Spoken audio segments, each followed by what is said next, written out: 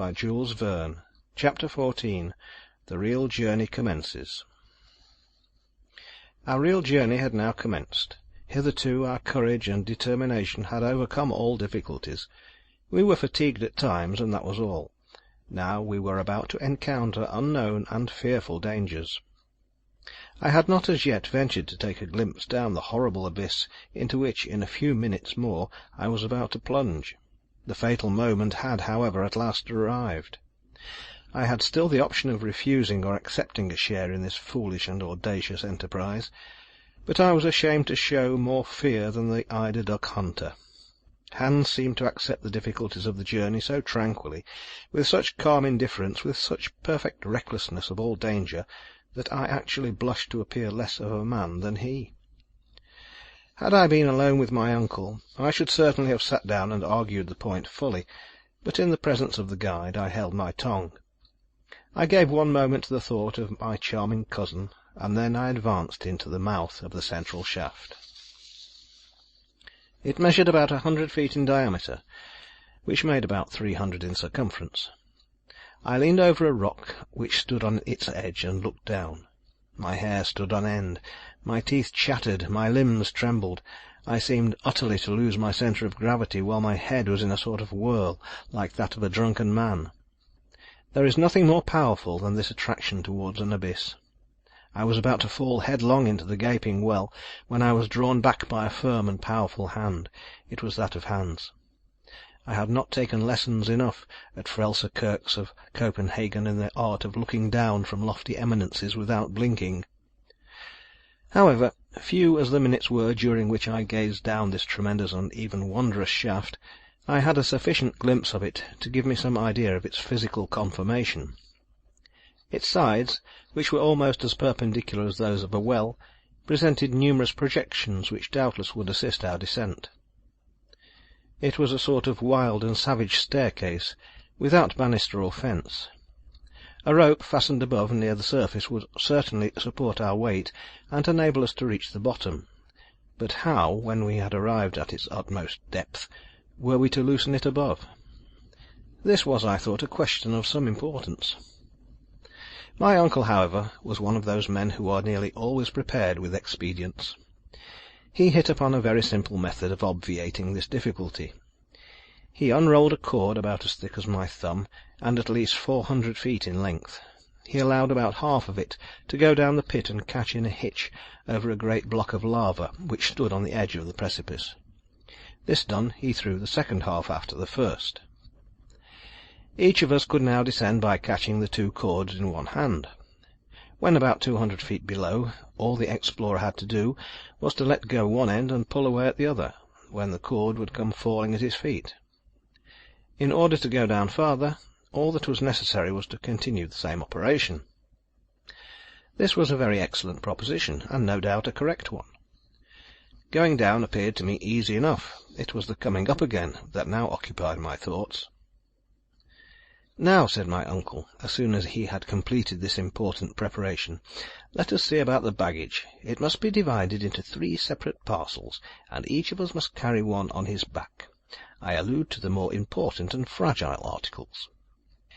My worthy and ingenious uncle did not appear to consider that we came under the denomination.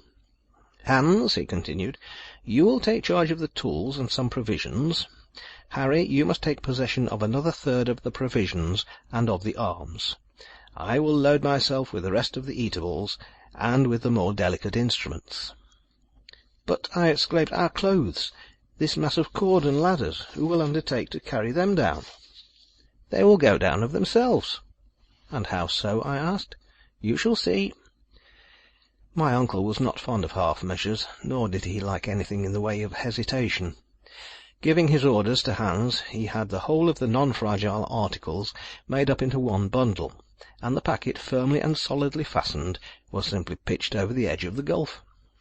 I heard the moaning of the suddenly displaced air, and the noise of falling stones. My uncle, leaning over the abyss, followed the descent of his luggage with a perfectly self-satisfied air, and did not rise until it had completely disappeared from sight. "Now then," he cried, "it is our turn."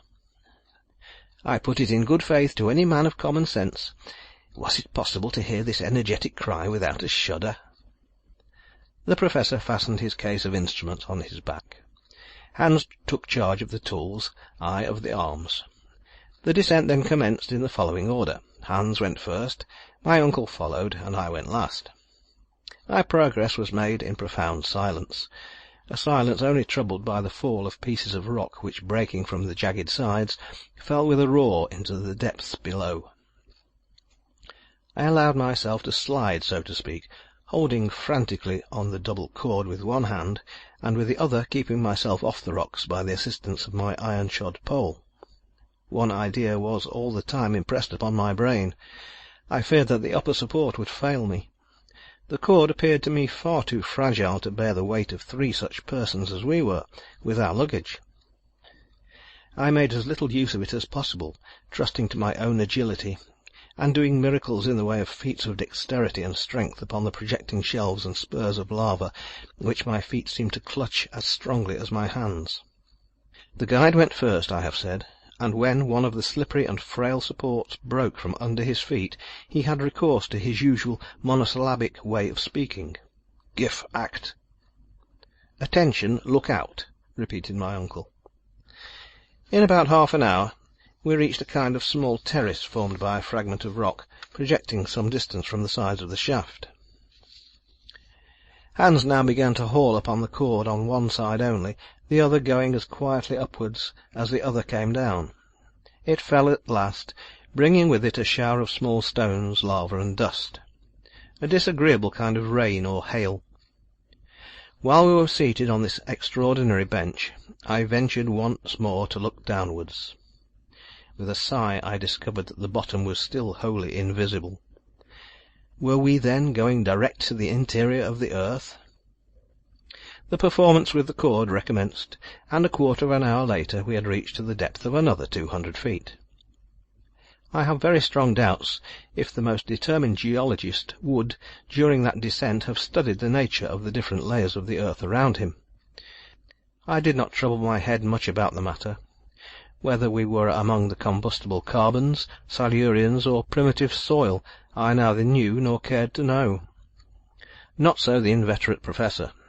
He must have taken notes all the way down, for at one of our halts he began a brief lecture. "The farther we advance," said he, "the greater is my confidence of the result.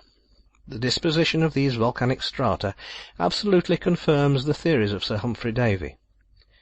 We are still within the region of the primordial soil, the soil in which took place the chemical operation of metals becoming inflamed by coming in contact with the air and water. I at once regret the old and now forever exploded theory of a central fire. At all events, we shall soon know the truth." Such was the everlasting conclusion to which he came. I, however, was very far from being in humour to discuss the matter. I had something else to think of. My silence was taken for consent, and still we continued to go down. At the expiration of 3 hours, we were, to all appearance, as far off as ever from the bottom of the well. When I looked upwards, however, I could see that the upper orifice was every minute decreasing in size. The sides of the shaft were getting closer and closer together. We were approaching the regions of eternal night. And still we continued to descend. At length I noticed, when pieces of stone were detached from the sides of this stupendous precipice, they were swallowed up with less noise than before. The final sound was soon heard. We were approaching the bottom of the abyss. As I had been very careful to keep account of all the changes of chord which took place, I was able to tell exactly what was the depth we had reached, as well as the time it had taken. We had shifted the rope 28 times, each operation taking a quarter of an hour, which in all made 7 hours. To this had to be added 28 pauses, in all 10 hours and a half. We started at 1, it was now therefore about 11 o'clock at night. It does not require great knowledge of arithmetic to know that 28 times 200 feet makes 5,600 feet in all, more than an English mile. While I was making this mental calculation, a voice broke the silence. It was the voice of Hans. "Halt!" he cried. I checked myself very suddenly, just at the moment when I was about to kick my uncle on the head.